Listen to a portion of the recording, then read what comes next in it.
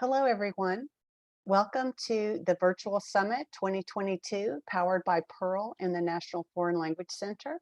My name is Greta Lundgaard, and I am happy to be here with you today to talk about planning instruction with acceleration in mind. We all have realized that there's still work to do to fill gaps in our students based on their prior experience. And so this session is all about talking about what teachers can do when disruptions in learning impact skills and readiness expectations at the subsequent levels. I have some ideas to share with you, and hopefully they will be beneficial. Here's the learning goals for today. We have to talk about how the brain influences learning, and then this idea of retention. Okay, ways to accelerate learning and maximize retention, and then just a few key planning steps that minimize the impact of these skills and learning gaps. The key question for teachers is, how can we help students with gaps from the past succeed today, this next semester? And the good news is this always happens, no matter what, whether we have a perfect school year or not. So the things that we're going to talk about today in this video will be beneficial to you as time goes on. So here are the two sides to the puzzle: remediation versus acceleration. Remediation is what most of us are used to. And so what is the problem with remediation? First of all, it's based on a misconception that in order for students to learn new information, or before they can learn new information, they have to go back and master everything that they missed. The research just does not back this up. The primary focus of remediation or review, in some cases, is to relearn everything that you've done. What students already know when they enter the classroom, of course, this is the strongest predictor of how well they're going to do when they learn something new. However, we can't wait and reteach everything in order to get them ready. How does acceleration work, for example? Acceleration strategically prepares students for success in the present, this week, on this content, rather than concentrating on a list of items that the students have failed to master from a previous learning experience or from the previous level of learning. Past concepts and skills are addressed within the purposeful context of future learning. The key here, again, this is a constructivist mindset of learning, is to build a bridge between what they already know and what you want them to learn. Tips to make acceleration useful. First of all, establish classroom culture and community. Take the time to do that. Clearly articulate those learning goals, and along with the learning goals, share the success criteria. Many teachers now are adding that to the can-do statement or the learning target for the day. What are the success criteria? So students know what they're going to have to demonstrate in order to prove that they can achieve those learning goals. Scaffold and practice essential prerequisite skills intentionally. Kind of think in your mind, if they just knew X, they would be able to do this activity. So give them that X, whatever that is. Introduce new vocabulary and integrate prior vocabulary within the new context of the new unit or of the new learning level. Integrate to accelerate. This is kind of my rule, or my axiom, or paradigm that helps me. Just work with only one new thing at a time. So if we are starting the year and we're reviewing vocabulary or introducing vocabulary from a past unit or a past level, then the structures that I'm going to use, that recycled or reintroduced vocabulary, maybe is new. If we're going to do new grammar or new structures, then the vocabulary should be previously learned or worked with, not both new things at the same time. And then feedback frequently, and not just for you, but in terms of checks for learning, in terms of checks that peers can do to check, in terms of reflection. So keep these things in mind as you begin to work on acceleration versus remediation. We're going to look at some power tools, brain-based power tools to fill the gap here. And first of all is just realize what the learning brain does and how it works. It asks two questions before it stores new information, and storage is the key. Does this new learning have meaning? And that causes us to make sure that it's comprehensible. They see how it can be used. They see it's meaningful to them. It has a purpose. Okay, so starting with language functions is key. And then, does this new learning make sense?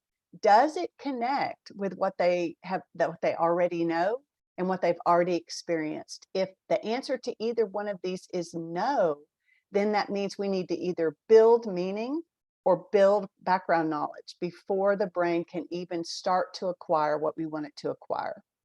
So the brain searches for meaning before form. It perceives wholes and parts simultaneously, and it searches for patterns and connections. This is important because the brain is already trying to see how all this fits with what we already know. And wholes and parts, so whether you start whole language or pieces of language, both will work simultaneously. So best practice is to go ahead and work with these alternatively. The next thing that the brain does, sorry about that, is it gets energized with social and inquiry learning. It develops and grows ability over time. And so social learning, which should be our new word instead of group work, yep, social learning is important. Just like we like to learn socially, and our ability grows based on the conversations and the work we do with others, same is true for students. And then this last bullet here is the key in terms of retention and recall. It does not keep information that is not used. So if we want to accelerate students, this is an additional benefit. The more we work with previously learned vocabulary, previously learned structures, the deeper it is internalized and embedded in the learning process. How does the brain work against us? We need to know this as well, because this has to do with acceleration, filling those learning gaps. Sometimes they're not gaps, they're just not recalled. And to do this, we're going to rely on Ebbinghaus, who discovered this back in, I think, the 1800s, that there is a forgetting curve, that students, that everyone, we can actually collect data on how much they remember over time. We often think of memories like books in a library and they're filed away and accessed when they're needed. Well, that's true. However, in how it works in the brain is more like a spider web, where my new learning connects to old learning, and then I connect that into a different area. So it's all about connections. When we learn something new, when a teacher delivers a fresh lesson to a student, for example, that material is encoded or connected along this spider web. Ebbinghaus discovered what we call this forgetting curve. He discovered that without any reinforcement or reinforcement over time or connections to prior knowledge, information is quickly forgotten. Roughly 50% in an hour, 66% after a day, and after a week of learning, 75% of what we learned on day 1, on day 6 is forgotten without intentional recycling, intentional recall, intentional retrieval, without these things being connected to what we already know. So let's take a moment here, and this would be a good place if you're looking at this remotely or over time to just pause here, read these 4 quotes, and decide which one impacts you, which is the one that reaches out to you first. And let's just analyze this a bit, if you will. So pause, reflect, read through. So if you picked this quote as the thing that resonated with you the most, you are focused on this idea of a few things at a time, but in depth.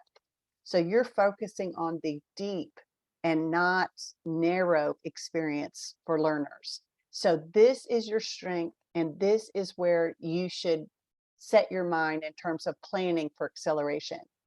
If you chose this quote, this what resonated for you in this quote is, wow, this idea of frequent exposures over time, repeated exposures over time in intervals. So you might naturally go there. This is the strength of what you bring to planning. And so this is where you should start. Start with this as your strength. What about this quote?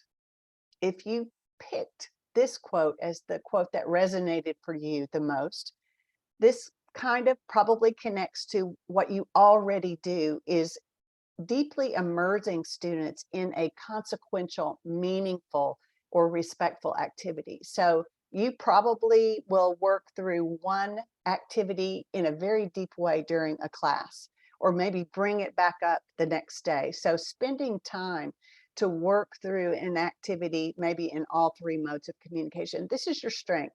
So this is where you should start in terms of planning for acceleration. All right, this one I would say is the one I would pick.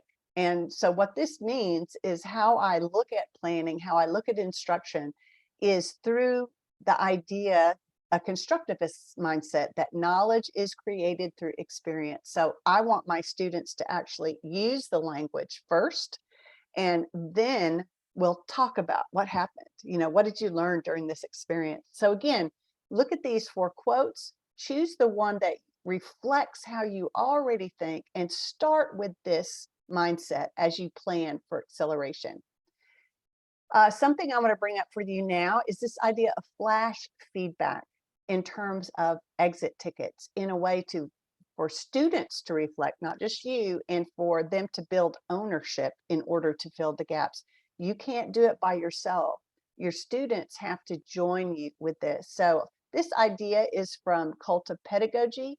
And so I'm just bringing it to your attention so you can see this as exit tickets that will involve students in this process of filling the gaps. So this set of 3 topics or exit ticket prompts provide formative assessment information.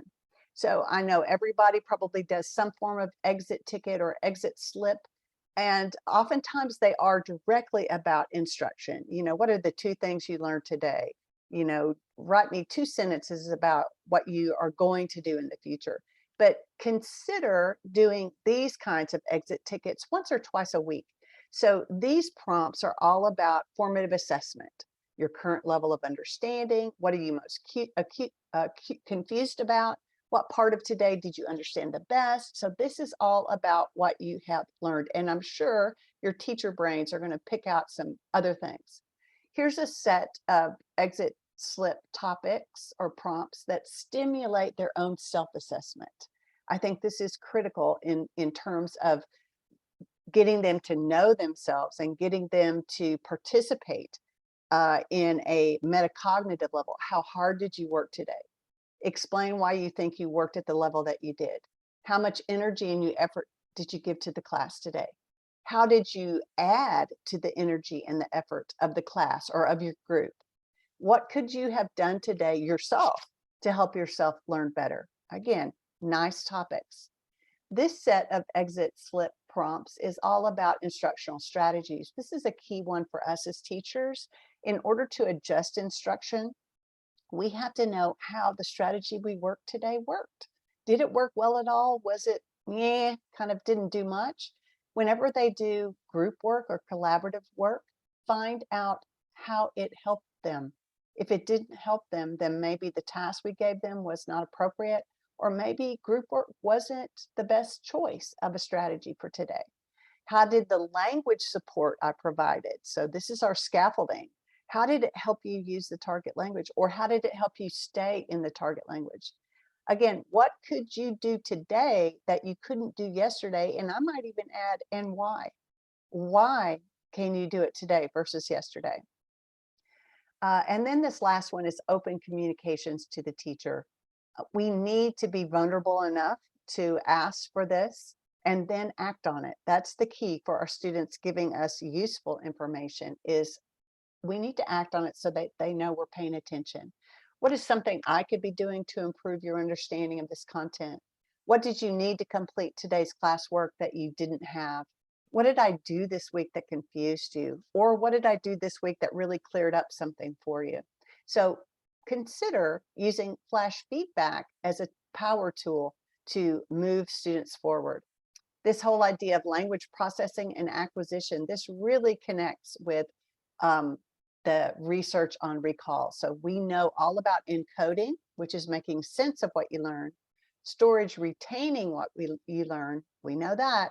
Recall is retrieval is the intentional recall of information that you have already stored. These are three key elements. So let's go over them one by one, hopefully. So we all know all about encoding, and this is the brain research word. This is input, right? We learn everything from input, whether it's us, whether it's a text, whether it's a video, whether it's an audio. And then storage is the next thing. So I have presented input, the students have processed and they have taken in that language, and now we need to keep it in. So in order to keep this language in or get it stored, here's some tips. Make your input interactive. Incorporate turn and talks. Incorporate turn and ask your partner this question. Keep it active, these are also ongoing checks for understanding that we need to be doing at all times. Use the circle of questions for this. It's a great strategy for that. So when I do encode, when I do input, in order to accelerate and help fill these gaps, I want to include tier 1 vocabulary from the previous course, from the previous unit. I want to reintroduce functions from the previous course, from the previous unit. So I'm reintroducing the meaningful things from previous learning in this input. I'm not keeping strictly within what this unit requires in order to accelerate learning. And then the last step is retrieval, getting language out. And we're going to focus on this as a way to keep language in and help students accelerate. Here's a tip. We often spend a lot of time on encoding, on input. There is research that says direct instruction, the amount of direct instruction should be limited by the age of the students and the complexity of the topics. But basically, high school level kids, no more than 15 minutes of direct instruction, if that, right? So that's no more than. So we want to spend less time on input, but spend more time getting the language out. So I know this might be an area of conflict for some folks, but the only way I can keep remembering and keep in my memory the language I've acquired at some point is by using it. So this is this whole idea of intentional embedding or integrating previously learned learning into new learning, and then asking students to actually use it. We want to spend more time in retrieval than we do in output. Retrieval is important because regularly pulling out what was previously learned helps students remember in the long term. And I think if you pause a moment and think about the things that you remember just like this are the things that you use every day. The things that you maybe don't remember real clearly about instruction. Wow, what was that thing I saw at that ACTFL conference in 2019? Well, I don't remember it because I really never went home and activated that learning in my own self, right? This whole thing is predicated on something called the reloading hypothesis. Multiple meaningful learning experiences in a variety of communicative modes causes the memory to reload. And that's the key as well, that we use a variety of communicative modes, not just interpretive, not just interpersonal, not just presentational, but a integration of all three. The process of reloading, the process of just having to remember strengthens recall. Okay, so we want to set this up when we design activities, when you design activities, make sure that you are adding in this intentional reloading of vocabulary, grammar, sentence patterns from the past, okay? This will help long-term retention, which is what we want. All right, so this whole use it or lose it, learning needs effortful recall to make retrieval effective. In order for these things to be recalled and then retained, it's got to have a little bit of effort, okay? When a retrieval task is too scaffolded, the learning is low. And so this is kind of, again, a checklist for myself. Ask yourself, am I scaffolding at the beginning of the unit and the end of the unit? Is my scaffolding in these 2 points in the learning continuum the same?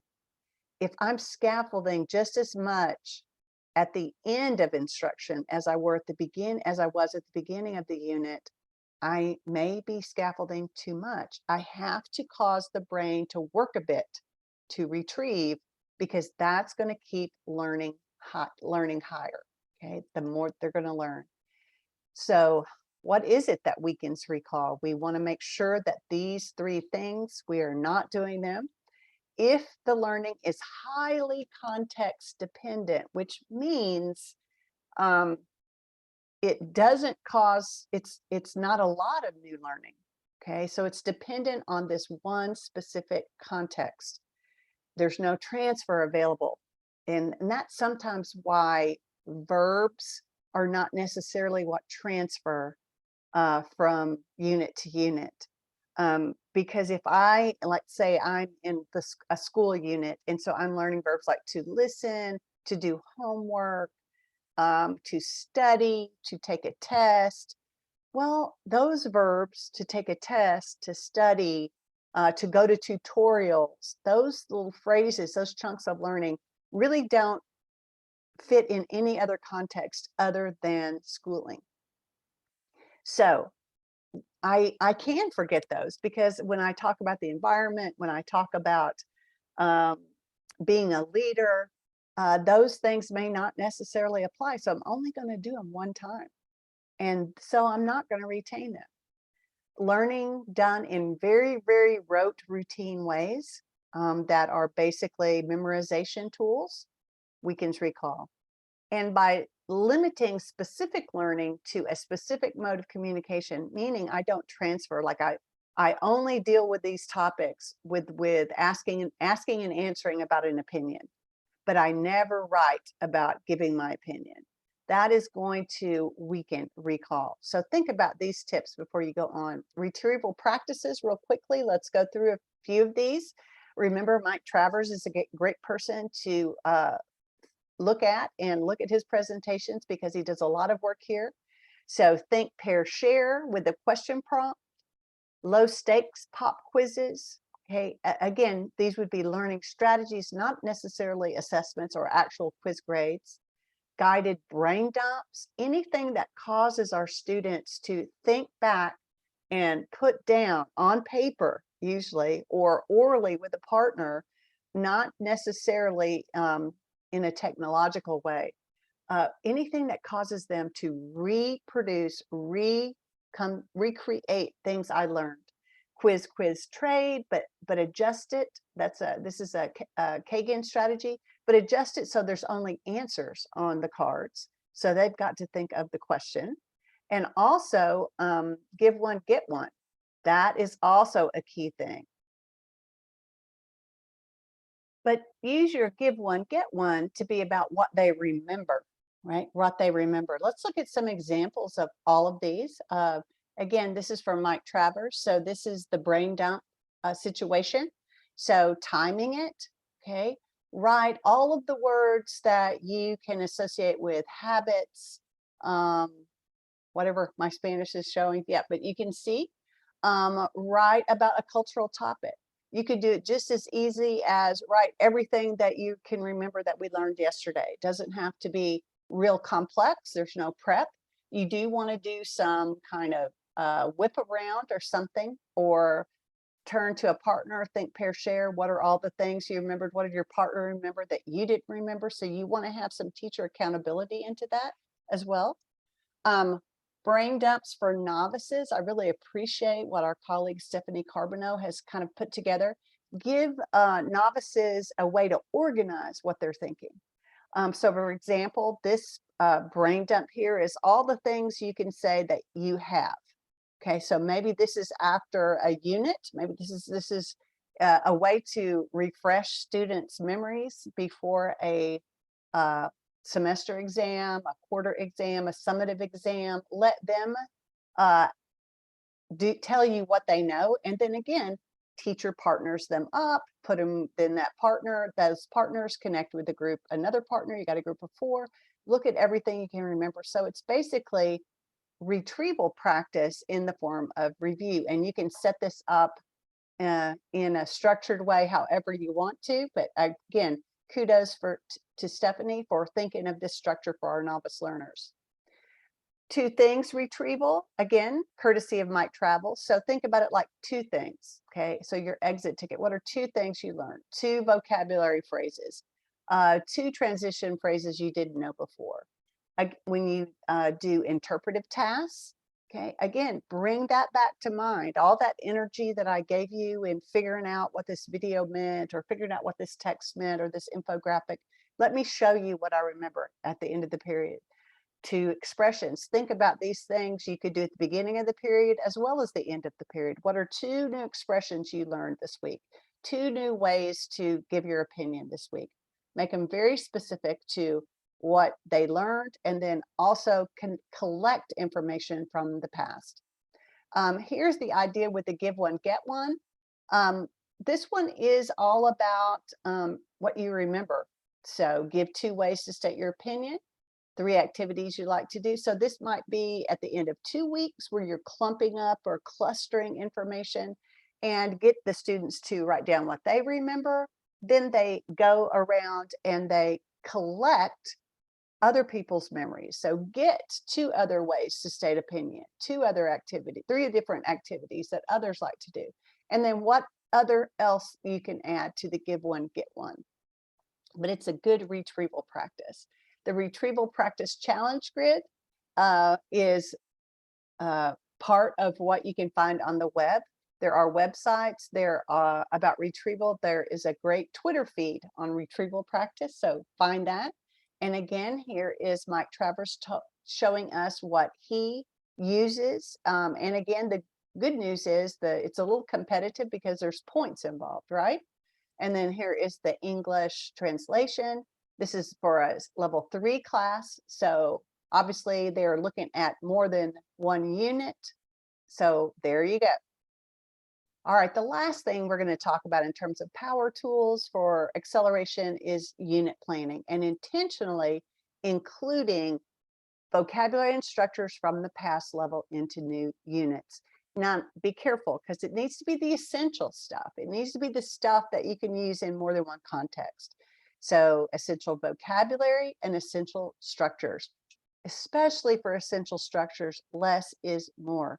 So think about what they should have learned or what they did learn in the previous unit, in the previous level, and how I can integrate that into this level. Don't forget to align all these things with the can-do statements, with the functions. So I'm going to just run through an example, basically a level 1 to level 2. So here's some just basic level 1 topics. My family and I, my school and I, my community, my social network that you may have been taught or the students may have experienced. And so here's how I would integrate that into the beginning unit of level 2, transitioning to a school year. So I'm transitioning to a new school year from the summer, from play to work, transitioning from summer activities to fall responsibilities. What changed? Transitioning to a new school year. I've got all kinds of new things, right? New schedule. I might have some personal changes. I have academic goals. What changed from last year? And then my social network, family, friends, groups. Am I in the band this year? Am I not in the band this year? So what changed? So a lot of the key vocabulary is from a previous unit, but I think those of you who have keyed in can see what the new grammar is. Remember, one new thing at a time. I'm going to start introducing simple past tense. So integrate key elements from the previous level into level 1 with a new perspective, in a new perspective, not a repeat. Okay, so I can integrate the past into the present. Same thing with expectations. Start with the functions from the previous level at the previous performance range, and then I'm going to add new functions or higher performance expectations over time. Text types start with what the previous level, if I'm going from level 1, novice, mid to high, to level 2, novice, high to intermediate, low, I'm going to start off with phrases, language chunks, sentence starters, and then develop them into, in this first unit, more facility or more ability to write sentences on their own. Don't forget retrieval practice as you plan these things in. For example, in level 1, here were the key elements, and I'm going to focus here on functions, text type, and structures, because the content of the unit, the vocabulary, is going to come by the topic and theme of that unit. So what happens in level 2? Okay, I've got the old functions here, and then I add in new functions and text type and structures. And notice for describing, I'm going to add +1, right? However they could describe at the end of last last learning level, I'm going to add a bit to that. So not just simple descriptions, but maybe more complex descriptions. Not just simple connectors, but more complex connectors. And so that's what I'm going to add to unit 1, right, of the next level. Here's another way to look at it in terms of a daily lesson type schedule. So you can see I am kind of interleaving new topics. And in this one, instead of saying it changed, just simple past, I'm going to use the used to form of the past. You know, I used to go to the mall, now I shop online, or something like that. So you might want to take a little time to pause here to see the old learning is in black, previous learning, new learning is in pink. Here's another example broken down by day, and I appreciate Plano ISD sharing this. And again, this descriptor, this example is color-coded by mode, is in red, interpretive, interpersonal, presentational. Content from previous units, green. The retrieval, intentional retrieval in black, functions in yellow, and then vocabulary or input is in blue. So you can see how I kind of interleave old learning, new learning, interleave modes. Here is the next 2 days, right? And notice I start a pace lesson with whatever grammar it is on day 6. And it really takes me 2 days to do that. And then on day 8, I end up with a structured input activity. Again, this is really retrieval to ask them to recall the grammar that was presented in the pace lesson. And then I end with these. I've got another couple of structured input retrieval activities, content for previous. And then here we go on day 12. I've got my presentational assessment. This interpersonal task, use it to review or to help students prepare for that presentational task. So again, lots of information in a short period of time. So think about your takeaways, think about your next steps. And I think it's really critical for us to share our learning with colleagues. So who will you share your takeaways with, and what next steps? Who will you share those with? So again, I appreciate your attention, appreciate you being dedicated enough to continue your professional learning as you relax and recover from the school year, and hope you enjoy the other information presented here at the Virtual Summit. Good luck and enjoy the rest of your summer.